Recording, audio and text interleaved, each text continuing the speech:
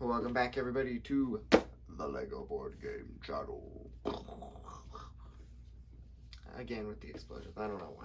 But anyways, today we're going to talk about a new game mode.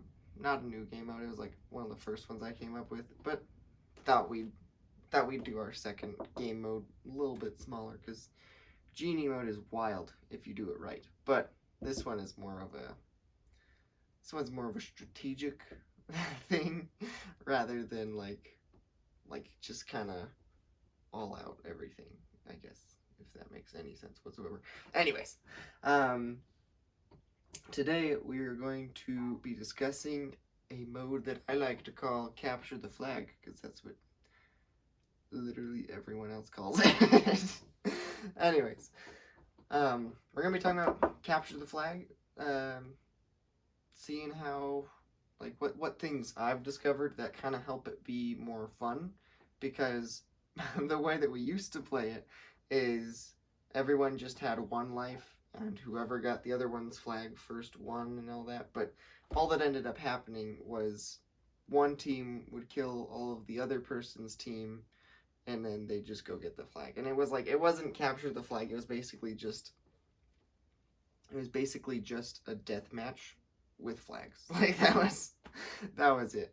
And so I've been testing some things. As you can see, I have some guys up still testing it, because next week, this is exciting. Next week we'll be talking about how to incorporate Marvel into the Lego board game, which is super fun because it makes everything way different, and it's gonna be a good time. But I was messing around seeing how to implement some Marvel guys into the different modes, because, like, obviously in a couple weeks here, maybe a couple months, I don't know, we'll be talking about the Lego gun game, which I've been working on, but that doesn't quite work with superheroes. So, like, obviously there are some modes where Marvel will not be like super different, like, because you can play the gun game with Marvel heroes and just like not have their abilities, but throwing their abilities into the match just kind of messes things up. But anyways, so next week we'll be talking about the things that I think work best for the Lego board game to incorporate Marvel. But this week we're talking about Capture the Flag. So let's get into that. So I'm not gonna be showing you guys a whole bunch with this game mode, because, like, it's relatively simple, you know. Capture the flag, you go get the other team's flag, bring it back to yours, you know. So there's not a whole bunch of demonstration needed. I just moved the camera because, plus, I wanted to show you guys the flags that I use. Now, I don't mean to diss on the flags, but they really don't matter that much. Like, obviously the flags matter, but what you get to represent the flags doesn't matter. Like, I use these things because they look cool, and I have two of them, which I just dropped one. But so what you get to represent the flags does not matter all that much. You just need something that you know is the flag and that you need to go get, basically. So that can be anywhere from, like, a Lego flag to, like, a plant or something. Maybe it's an actual Lego figure, you know. That would be kind of weird, but whatever. So what you get to represent the flags, it's not a big deal. So I'll really just be talking about things that I found help make the game more fun. So let's talk about those.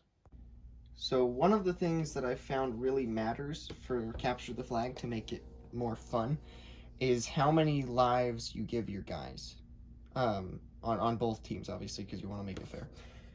But if you're working on a smaller game board, like maybe just one of these 48 by 48 base plates, or maybe you only have two of these that we talked about in the first video, which, I mean, you can always print off more if you need, but regardless, I don't know why I said it like that, but whatever.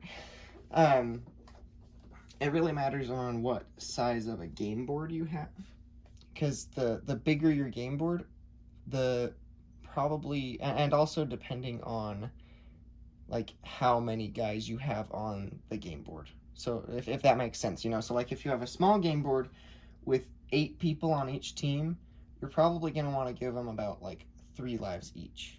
You know, because then it's not just like if somebody has the flag, somebody shoots them and they only have 1 life, so they go down. You know, it's like then they have enough time to hopefully get to the flag and get back and make it actually a capture the flag instead of just to the death kind of thing. But if you have a bigger game board and you're still only working with 8 guys on each team, then it's kind of a toss-up. I've had games where it's like both teams wiped each other out before they got the flags, or it was really fun and you were actually able to get the flag and then get back. But I'd say if you have a bigger game board and you're working with more guys, you're probably going to want to give them more lives. So for example, if you have 14 players on both teams and you have a big game board, for whatever reason you have a big game board,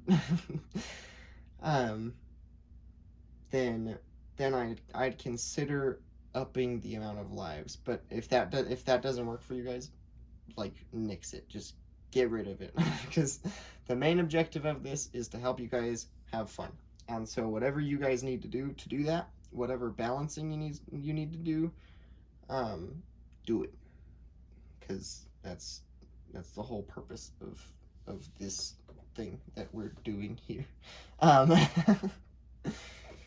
anyways, so really kind of decide what life set is the best for your guys. And honestly, from the stuff that I've been doing so far, doing it with Marvel is really fun. So you try it both ways, because it's obviously you should try it to see which one you like more.